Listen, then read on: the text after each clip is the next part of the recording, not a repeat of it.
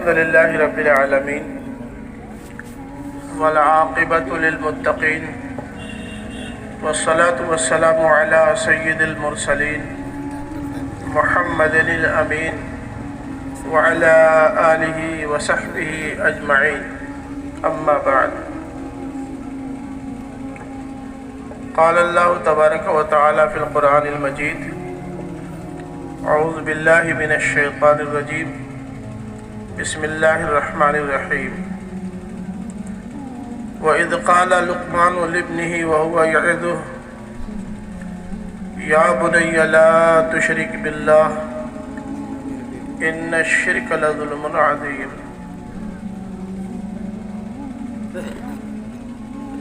صدر اجلاس محترم مولانا ابو ذر مدنی صاحب، سرپرست اجلاس محترم شکیل احمد صبرحدی صاحب، ناظم اجلاس محترم ڈاکٹر محمد اکرم قاسمی صاحب،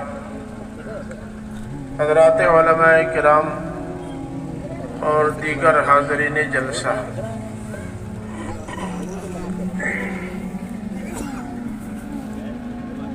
مجھے موضوع دیا گیا ہے کہ والدین کی اولاد کے سلسلے میں ذمہ داریاں قرآن مجید کی روشنی میں، لیکن مجھے ظہر کے بعد خواتین کے درمیان گفتگو کرنے کے لیے بھی یہی موضوع ملا تھا، تو میں نے اس موضوع کو دو حصوں میں بانٹ دیا۔ وہاں خواتین تھیں اس لیے ماں کا کردار وہاں بیان کر دیا، اور یہاں مرد ہے اس لیے باپ کا کردار یہاں بیان کر دینا چاہتا ہوں۔ آسانی یہ ہو جائے گی کہ آدھی تقریر وہاں ہو گئی، آدھی ہی تقریر کرنی ہے، ٹائم کم لگے گا انشاءاللہ۔ قرآن مجید اللہ تعالیٰ کی طرف سے آئی ہوئی کتاب ہدایت ہے، اور یہ کتاب زندگی کے تمام گوشوں سے متعلق واضح رہنمائی فراہم کرتی ہے۔ زندگی کا کوئی گوشہ ایسا نہیں ہے جس کے سلسلے میں قرآن مجید نے رہنمائی فراہم نہ کی ہو، چاہے وہ عقائد و نظریات کا معاملہ ہو، چاہے عبادات کا معاملہ ہو، چاہے معاملات کی دنیا ہو، چاہے اخلاقیات کا معاملہ ہو، معیشت کا ہو، معاشرت کا ہو، سیاست کا ہو، کسی بھی گوشے کو اس نے چھوڑا نہیں ہے، سب کو چھیڑا ہے۔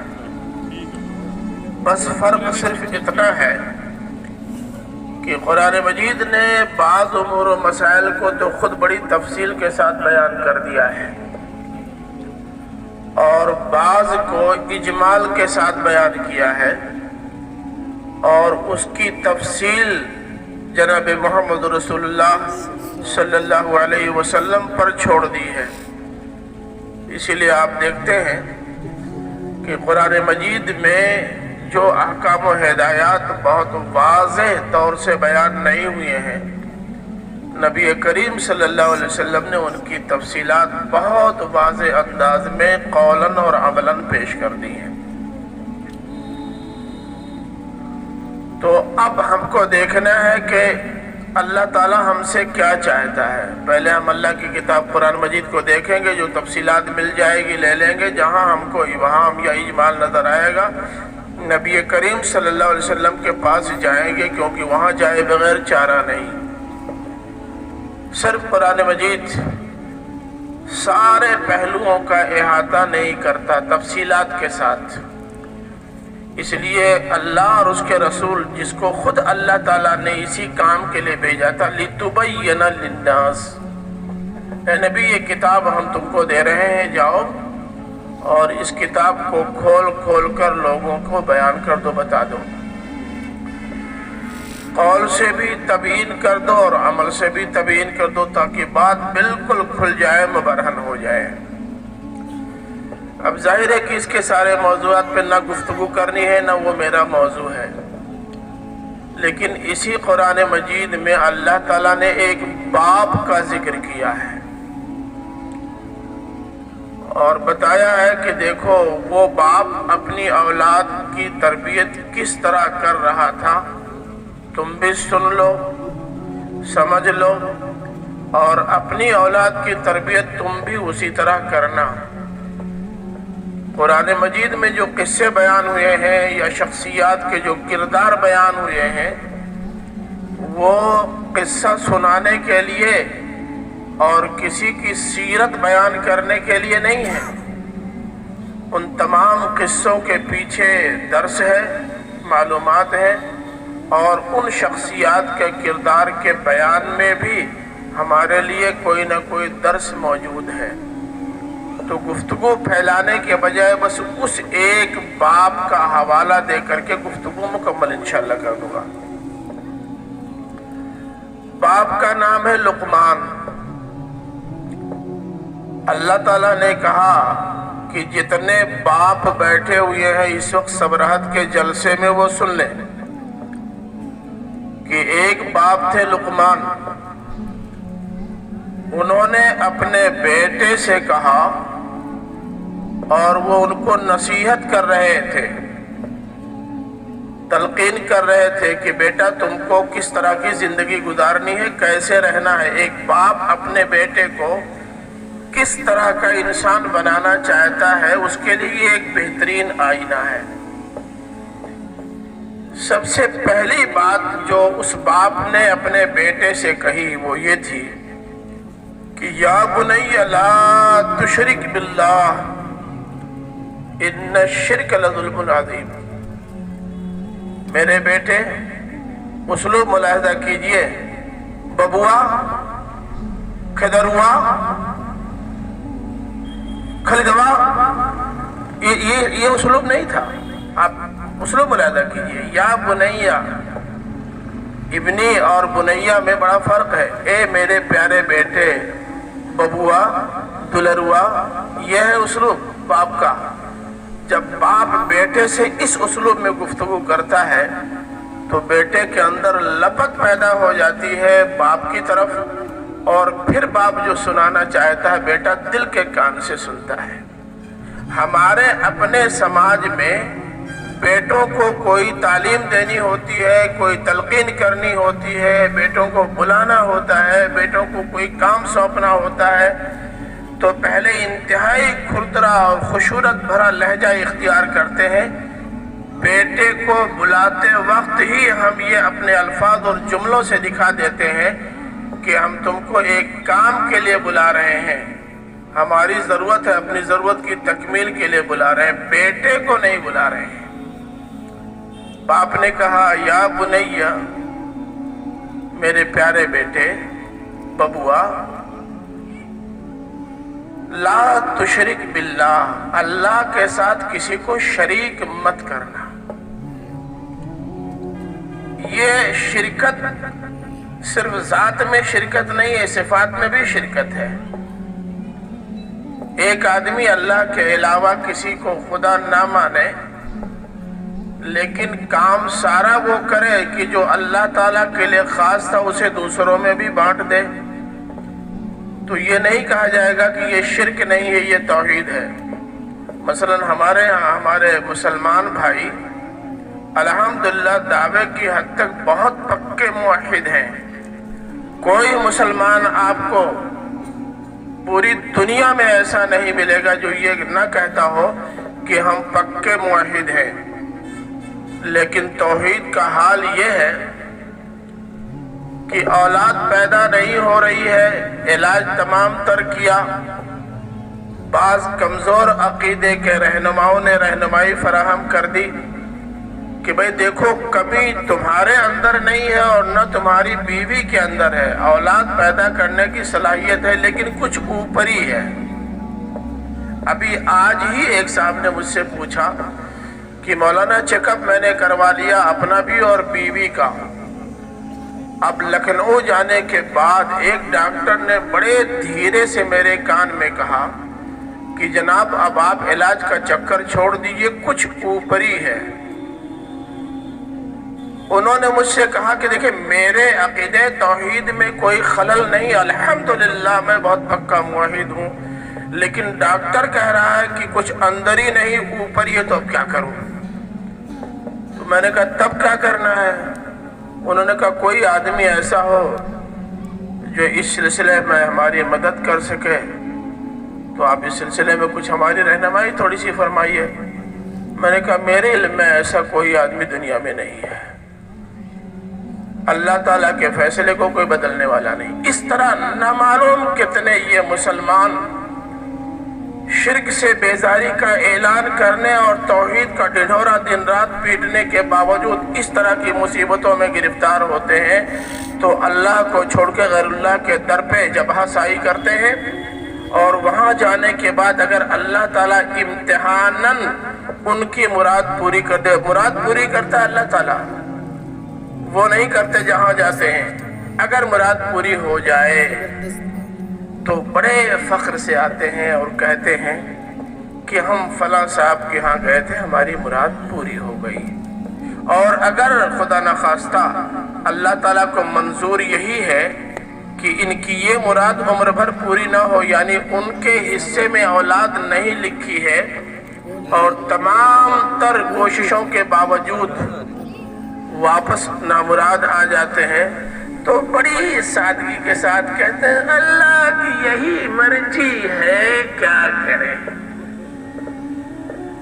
مل جائے تو دوسرے کی مرضی شامل ہو گئی، نہیں ملا تو اللہ کی مرضی بھی نہیں، مرضی شامل ہو گئی۔ یہ ہے جس ہماری توحید کا بے باغ دہل اعلان اور عمل میں ہمارے شرک۔ یہ مسئلہ بہت نازک ہے اور بہت زیادہ تفصیل طلب ہے۔ ہمارے اپنے سماج میں یہاں سے لے کر کے حکومتوں کی سطح تک جس قسم کا شرک ہمارے اندر موجود ہے، ان تمام کی تفصیل سامنے آنی چاہیے۔ میں ایک مثال دیتا ہوں بس۔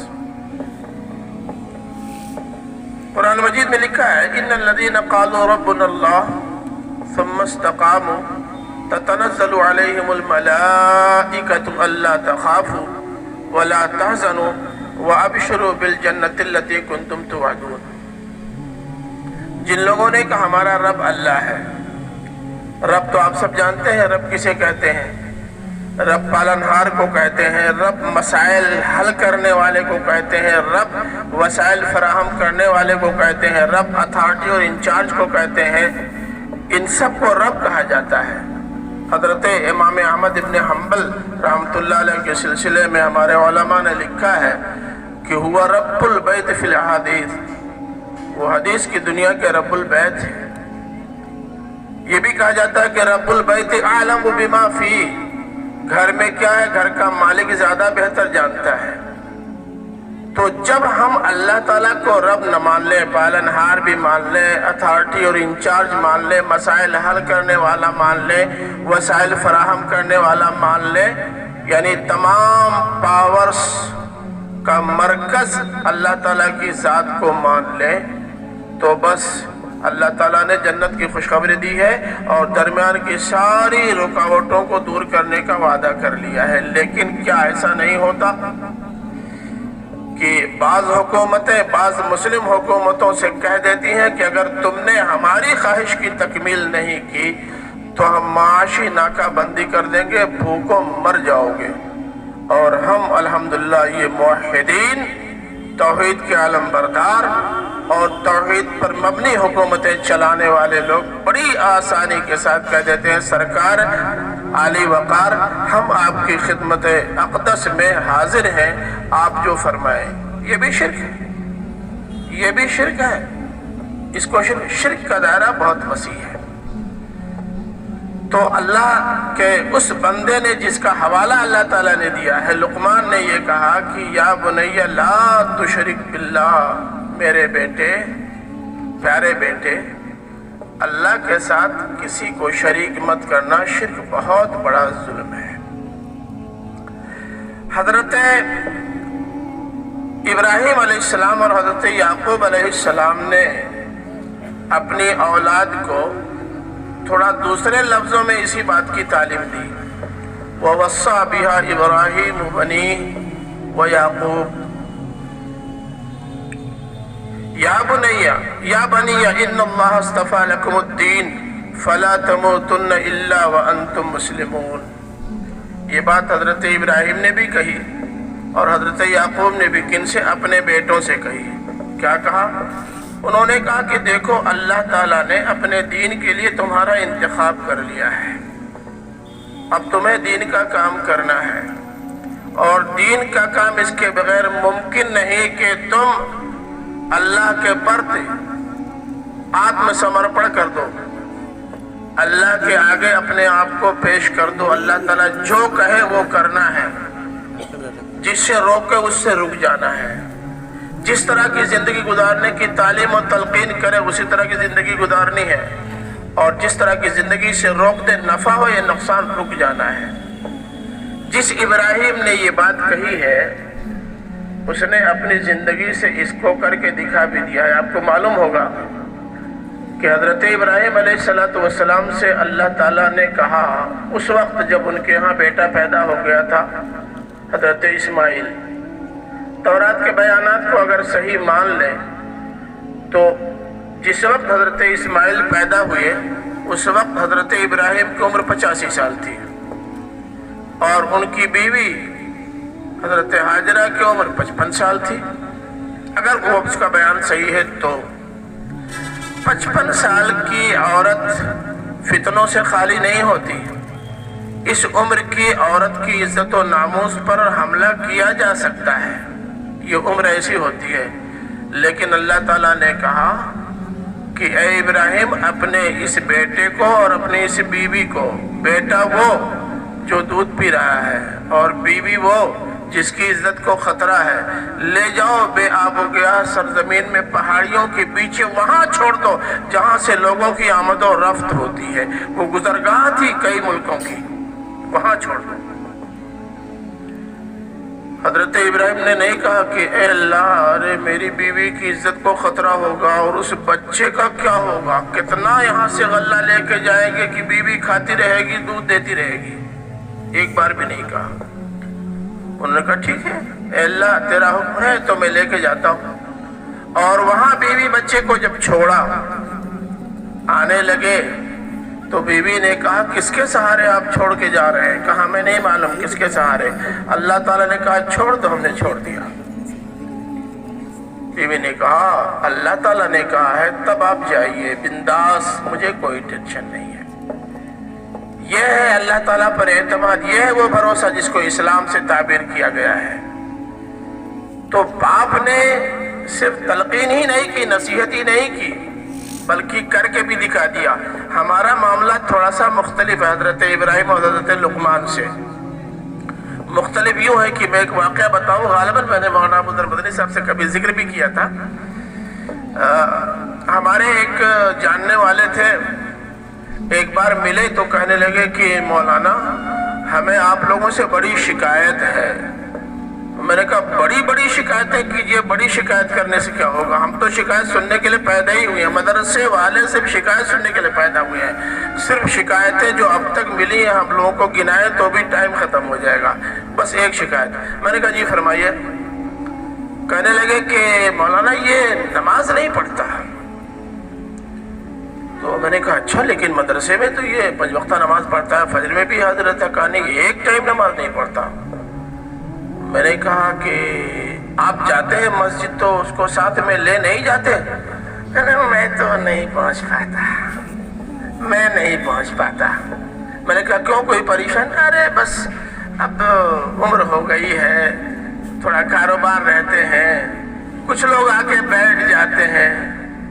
میں نے کہا تو بیگم سے کہہ دیجئے کہ جیسی نماز کا ٹائم ہو وضو کرنے کے لیے اٹھے تو بیٹے سے کہا بیٹا تم بھی وضو کرو، میں بھی وضو کر رہا ہوں، میں ادھر جاؤں تم ادھر جاؤ. کہا وہ نہیں پڑھ پاتی.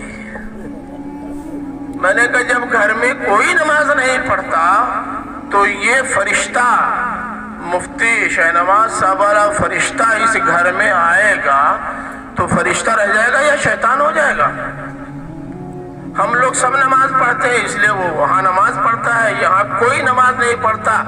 دھیرے دھیرے وہ سوچتا ہوگا جب کوئی نہیں پڑھتا تو کوئی ٹوکنے والا نہیں ہوگا تو جائے چاہے نہ جائے، کیا مسئلہ ہے؟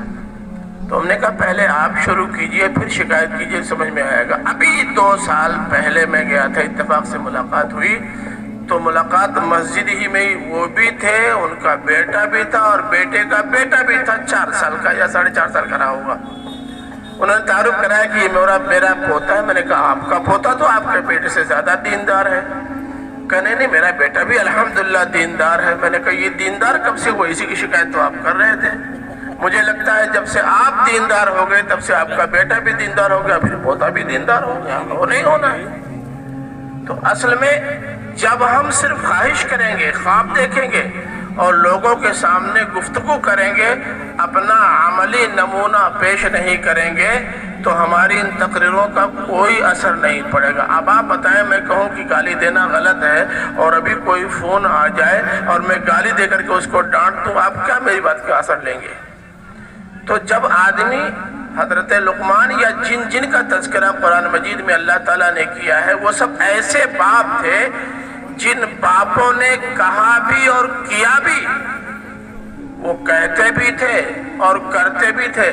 میں مفتی صاحب سے معذرت کے ساتھ عرض کرنا چاہتا ہوں، میں اپنی گفتگو میں یہ کبھی نہیں کہتا کہ اللہ تعالیٰ مجھے کہنے سننے سے زیادہ عمل کرنے کی توفیق عطا فرمائے، بالکل نہیں۔ اللہ تعالیٰ مجھ کو کہنے کی بھی توفیق عطا فرمائے، سننے کی بھی توفیق عطا فرمائے اور عمل کرنے کی بھی توفیق عطا فرمائے۔ وَمَنْ أَحْسَنُ قَوْلًا مِّمَّنْ دَعَا إِلَى اللَّهِ وَعَمِلَ صَالِحًا وَقَالَ إِنَّنِي مِنَ الْمُسْلِمِينَ۔ ہم کہیں گے نہیں تو دنیا جانے گی نہیں، اور اپنا کیریکٹر پیش نہیں کریں گے بحیثیت مومن، اپنے آپ کو لوگوں کے سامنے نہیں رکھیں گے، تب بھی ہماری تقریر ہماری ذات تک تو محدود رہ جائے گی، ایک مسلمان کے کیریکٹر میں نہیں ڈل پائے گی۔ اس لیے کہنا بھی ضروری، عمل کرنا بھی ضروری، سننا بھی ضروری اور سنانا بھی ضروری۔ تو ہمارے قرآن مجید میں جو بیان ہوا اس میں حضرت لقمان کے ساتھ ساتھ حضرت یعقوب کا اور حضرت ابراہیم علیہ السلام کا اور حضرت نوح کا اور بھی بہت سارے باپوں کا ذکر ہوا ہے کہ انہوں نے اپنے بیٹوں کو نصیحت کی اور اس پر بڑا زور دیا کہ بیٹا اپنا عقیدہ ٹھیک رکھنا، اگر عقیدہ گڑبڑ ہو گیا تو سب چوپٹ ہو جائے گا۔ دوسری بات جو فرمائی وہ بہت اہم ہے، فرمایا کہ یا بنی انہا ان تکو مثقال حبۃ من خردل فتکن فی صخرۃ او فی السماوات او فی الارض یأتی بها اللہ ان اللہ لطیف خبیر۔ بیٹا جو کچھ بھی کرو، چاہے وہ چھوٹا ہو یا بڑا، تمہارے پاس جو کچھ ہے چاہے وہ چھوٹا ہے یا بڑا، چاہے وہ کسی چٹان کے اندر ہو، چاہے آسمانوں میں کہیں گم ہو، چاہے زمین کی تہوں میں یا ایسی جگہوں پر ہو جہاں عام طور سے لوگوں کی نظر نہیں پہنچتی، جیسے خفیہ میٹنگیں ہوتی ہیں بند کمرے میں اور وہاں صحافیوں کو بھی جانے کی اجازت نہیں ہوتی، تو سمجھا یہ جاتا ہے نا کہ جو لوگ یہاں ہیں ان کے علاوہ اور کوئی نہیں جانتا۔ باپ نے کہا بیٹے یہ بات ذہن میں رکھنا کہ تم چاہے جتنی خفیہ میٹنگ کرو، چاہے جیسے کسی گوشے میں چلے جاؤ، آسمان کی بات ہو یا زمین کی، پہاڑوں کی بات ہو یا سمندر کی، جہاں چاہو چلے جاؤ، کوئی نہ ہو تمہارے علاوہ تو بھی اللہ ہے، تم اللہ کی نگاہ میں ہو، کوئی نہ دیکھے اللہ دیکھ رہا ہے۔ اور جب آدمی کے اندر یہ احساس پیدا ہو جائے گا کہ ہم کو کوئی دیکھ رہا ہے اور دیکھنے والا وہ ہے جو ہماری بنی بگاڑ سکتا ہے اور بگڑی بنا سکتا ہے، دیکھنے والا وہ ہے جو ہمیں کڑی سے کڑی سزا دے سکتا ہے، دیکھنے والا وہ ہے جو نوازنے پہ آئے تو وہ دے دے جس کا ہم تصور بھی نہیں کر سکتے۔ جب اس کے سامنے یہ بات رہے گی تو کوئی آدمی غلط کام نہیں کرے گا۔ ہم نے دیکھا ہے کہ لوگ جاتے ہیں سنڈاس میں بیڑی پینے، کیوں؟ کوئی دیکھ نہ لے۔ مقصد یہی ہوتا ہے کوئی دیکھ نہ لے، حالانکہ وہاں کی خوشبو ان کو بھی پہنچ رہی ہے، اس کا بھپکا ان کو بھی خراب لگتا ہے، مگر کریں کیا، کسی کو دکھانا نہیں چاہتے، اور وہاں پینے کے بعد یہ سمجھتے ہیں کہ ہم نے چپکے سے اپنا کام کر لیا، کسی کو پتہ نہیں۔ جب یہ احساس پیدا ہوگا تو جرائم بند نہیں ہوں گے۔ احساس یہ پیدا ہونا چاہیے کہ جہاں بھی ہو، جس حال میں بھی ہو، اللہ کا کیمرہ لگا ہوا ہے، وہ دیکھ رہا ہے۔ اس کو سنڈاس میں جانے کی ضرورت نہیں، اس کا کیمرہ جہاں ہے وہیں بتا دے گا کہ دیکھو فلاں آدمی فلاں کام کر رہا ہے۔ تو جب یہ احساس آدمی کا جاگ جائے گا اللہ تعالیٰ کے تعلق سے، تو کوئی غلط کام کو نہیں کرے گا، چاہے تنہائی کا کام ہو یا اجتماع کا کام ہو۔ باپ نے اپنے بیٹے کو نصیحت کی، بیٹا کوئی بھی کام کرنا تو یہ نگاہ میں رکھنا، دماغ میں بٹھا لینا کہ تم بظاہر اسے خفیہ کر رہے ہو، لیکن وہ خفیہ نہیں ہوتا، وہ علل اعلان ہوتا ہے اور اللہ کی نظر میں ہوتا ہے۔ اور تم جانتے ہو نا کہ اللہ تعالیٰ سے جب نہیں چھپے گا تو اصل جزا و سزا تو اللہ کو دینا ہے، پھر تم سزا سے بچ کیسے پاؤ گے؟ اگر کسی بچے کے اندر یہ احساس پیدا ہو جائے شروع ہی سے، تو آپ دیکھیں گے کہ اس کی زندگی میں کچھ اور ہی قسم کا نکھار آ جائے گا۔ بہت سارے بچے ہیں جن کو شروع سے ان کے والدین پیمپرس یا چڈی پہناتے ہیں، شروع سے کبھی کھلا نہیں چھوڑتے۔ اگر کبھی وہ 2-2.5 سال کی عمر کو پہنچنے کے بعد بھی اتفاق سے ننگے ہو جائیں تو سنڈاس سے باہر نہیں آتے، نکلتے ہی نہیں، کیونکہ ان کو حیادار ان کے والدین نے بنایا ہے شروع سے۔ اب تھوڑا سوجھ بوجھ پیدا ہو گئی تو ان کی حیا ان کو ننگے باہر آنے میں مانع ہوتی ہے، نہیں آتے۔ تو ہمیں اپنے بچوں کو جس طرح کا انسان بنانا چاہتے ہیں اس طرح کا انسان بنانے کے لیے شروع سے محنت کرنی پڑے گی، شروع سے کوشش کرنی پڑے گی، اور ایسا بچہ بنا دیں، اپنی تربیت کے نتیجے میں ایسا بچہ بنا دیں کہ جب ہم اس کے سامنے کوئی بات رکھیں، کوئی تجویز رکھیں، تو تجویز سننے کے بعد ہی وہ تربیت اس کو وہاں پہنچا دے جہاں ہم پہنچانا چاہتے ہیں۔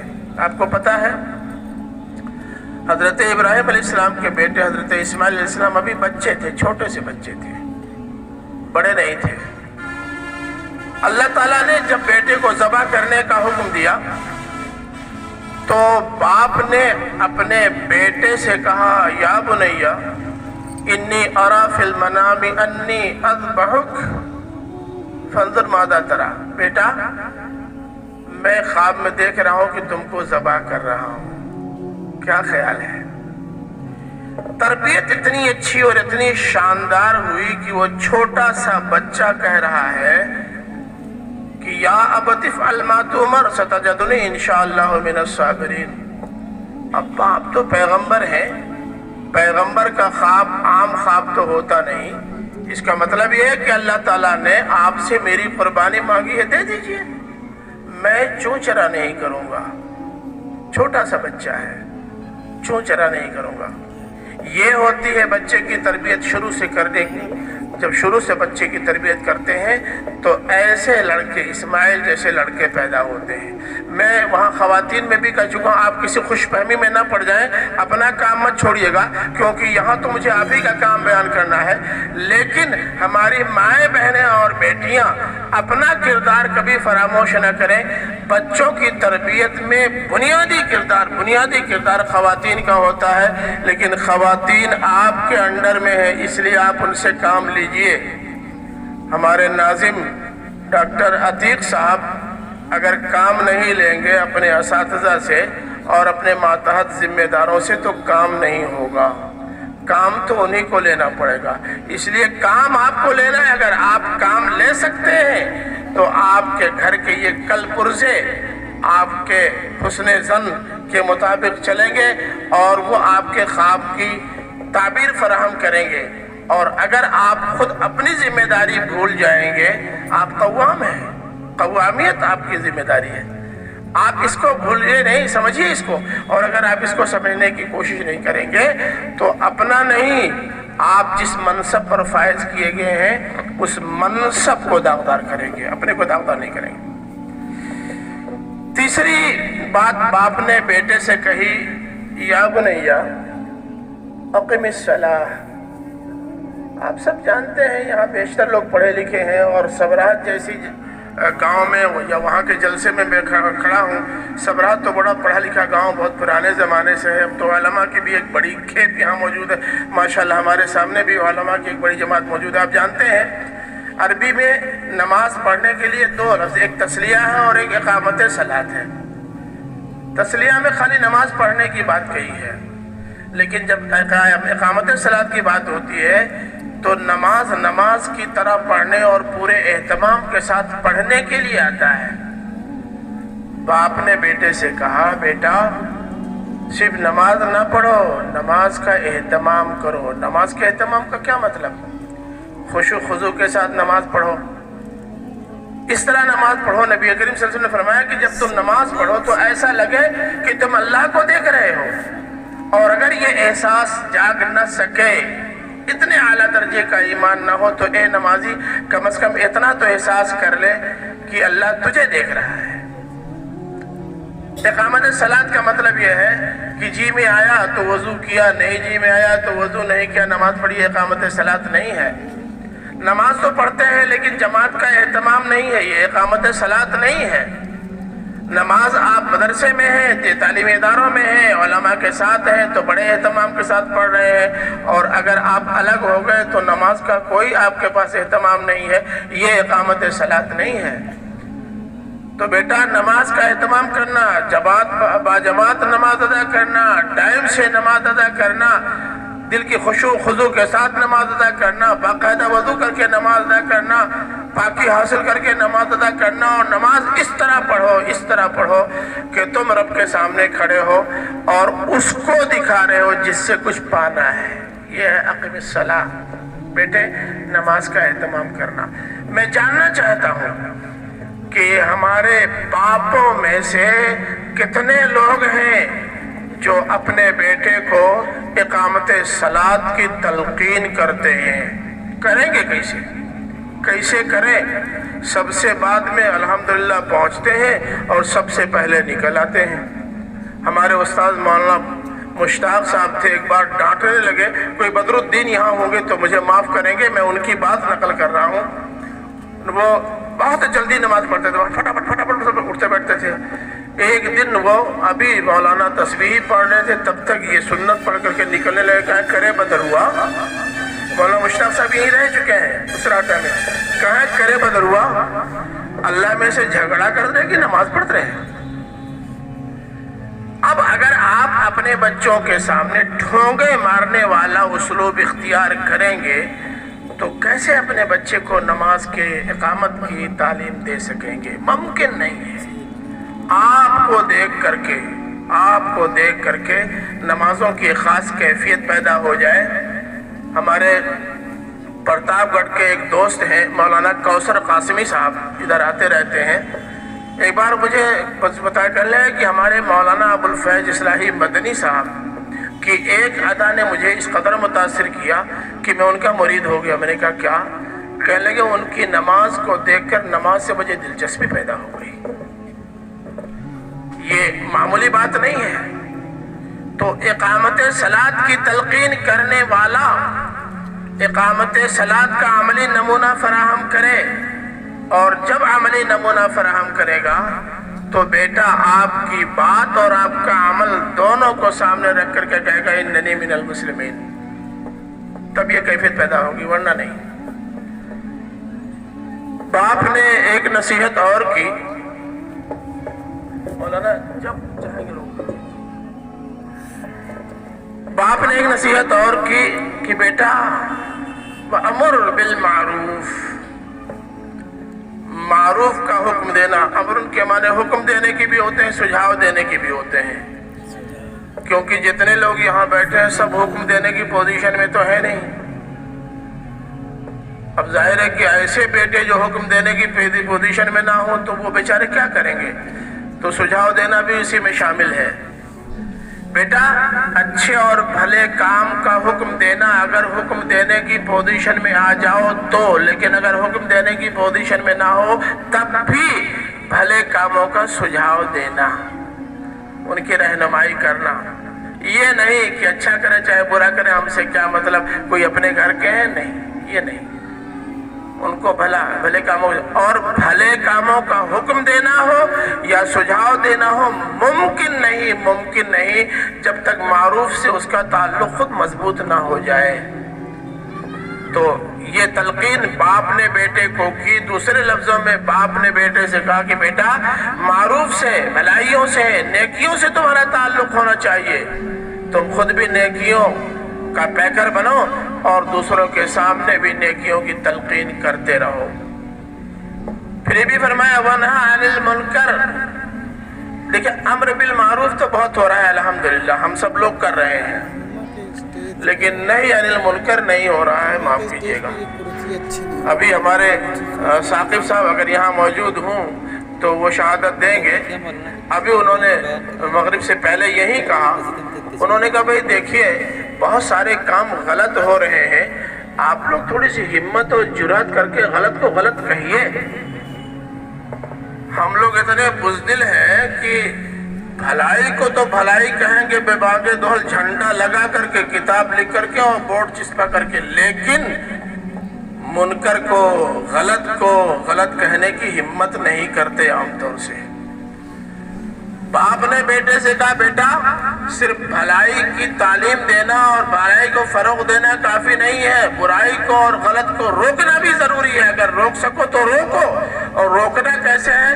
نبی کریم صلی اللہ علیہ وسلم نے اس کی تشریح فرما دی. فرمایا من رأى منکم منکرا فلیغیرہ بیدہ وإن لم یستطع فبلسانہ فإن لم یستطع فبقلبہ وذلک اضعف الایمان. جو آدمی کسی غلط کام کو دیکھے وہ روکے، کوئی بھی ہو.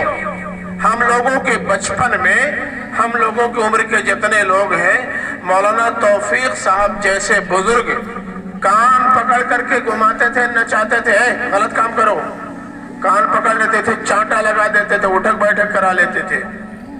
تب لوگ غلط کام کرنے سے ڈرتے تھے، ہر بڑے بوڑھے کو دیکھ کر کے لوگ پتلی گلی لے لیتے تھے. لیکن اب مزاج یہ ہو گیا ہے کہ اگر ہمارے مفتی صاحب کسی کو ٹوک دیں، ڈانٹ دیں تو لوگ کہیں گے آپ کون ہوتے ہیں، آپ کھانا کھلاتے ہیں، آپ کو ذمہ داری ہم نے سونپی، آپ کون ہوتے ہیں ڈانٹنے والے، مارنا تو چھوڑیے، ڈانٹ دے تو جھگڑا ہو جائے گا. اس لیے اب منکر ختم نہیں ہو رہا ہے. تو ہماری ذمہ داری ہے کہ ہم جہاں تک ممکن ہو غلط کو بزور قوت روکیں، اور اگر بزور قوت روکنے کی طاقت نہ رکھتے ہو تو کم سے کم جلسے میں، صبرات کے جلسے میں کہیں یہ غلط ہے. اور اگر یہاں کہیں گے تو یہیں سے لوگ کڑیا لیں گے، للکار لیں گے، جانے نہیں دیں گے. تو بھیا کچھ دن اور کام کرنے کے لیے اپنے کو باقی رکھو، کم سے کم غلط کو غلط تو سمجھو. اگر غلط کو غلط بھی آدمی نہ سمجھے اور اسے فیشن سمجھ کر کے، یہ زمانے کی مجبوری سمجھ کے قبول کر لے، تو آپ سوچ سکتے ہیں کہ ہم اپنا کام کس حد تک کر رہے ہیں اور کس حد تک ہم اپنی اولاد پر مؤثر ہو سکتے ہیں. باقی باتیں چھوڑ کر ایک پوائنٹ پہ گفتگو کر کے میں گفتگو ختم کر دوں گا، اس لیے کہ آپ بھی شاید زیادہ دل تک جھیلنا نہ چاہیں اور میں بھی بیمار ہوں. اب تھوڑا سا آپریشن کی وجہ سے اب کھچاؤ شروع ہو گیا ہے تو میں بھی بیٹھنا چاہتا ہوں. وہ یہ ہے کہ وَاصْبِرْ عَلَى مَا أَصَابَكَ إِنَّ ذَلِكَ مِنْ عَزْمِ الْأُمُورِ. باپ نے بیٹے سے کہا بیٹا نرم اور گرم حالات آتے رہتے ہیں، خوشحالی بھی آتی ہے، بدحالی بھی آتی ہے، حالات بہتر بھی ہو جاتے ہیں، بدتر بھی ہو جاتے ہیں. کبھی کبھی معاشی فراخی ہوتی ہے اور کبھی ایسی تنگی آ جاتی ہے کہ پیٹ پہ پتھر بھی باندھنا پڑ جاتا ہے. کبھی دوسروں کو دینے کے لائق ہوتے ہیں اور کبھی دوسروں سے مانگنے کے لائق بھی نہیں ہوتے. یہ ساری کیفیتیں پیدا ہو سکتی ہیں. تو حالات جیسے بھی ہوں ان پہ صبر سے کام لینا. مجھے مولانا مفتی صاحب کی بات یاد آ رہی دوپہر میں، انہوں نے صبر کا مفہوم بیان کیا، بہت اچھا مفہوم بیان کیا، اور بتایا کہ صبر یہی نہیں ہے کہ کوئی آپ کو ایک چاٹا مار دے اور آپ بدلہ لینے کی طاقت رکھتے ہیں، اس کے باوجود جھیل جائیں، بلا شبہ یہ بھی صبر ہے۔ لیکن آپ موقف حق پہ ڈٹ جائیے، ٹس سے مس نہ ہو، یہ دنیا ایک طرف اور آپ ایک طرف، جو صحیح ہے صحیح ہے، یہ بھی صبر ہے۔ تو حالات جیسے بھی ہوں، چاہے مصیبتیں ہیں، چاہے آسانیاں ہیں، خوشحالی ہو چاہے بدحالی ہو، پوری قوت کے ساتھ، پوری پامردی کے ساتھ، للہیت کے ساتھ جمے رہو۔ حالات بہتر ہو تو شکر ادا کرو، حالات خراب ہو جائے تو صبر کا مظاہرہ کرو۔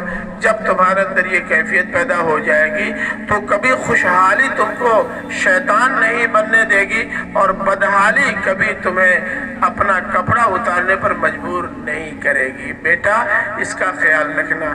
ابھی تقریباً جتنا بیان ہوا ہے حضرت لقمان کی اتنی ہی نصیحتیں رہ گئی ہیں۔ یار زندہ صحبت باقی، اگر پھر اسی طرح ہم اور آپ اکٹھا ہوئے تو غزل پوری کر لیں گے۔ وآخر دعوانا الحمدللہ رب العالمین۔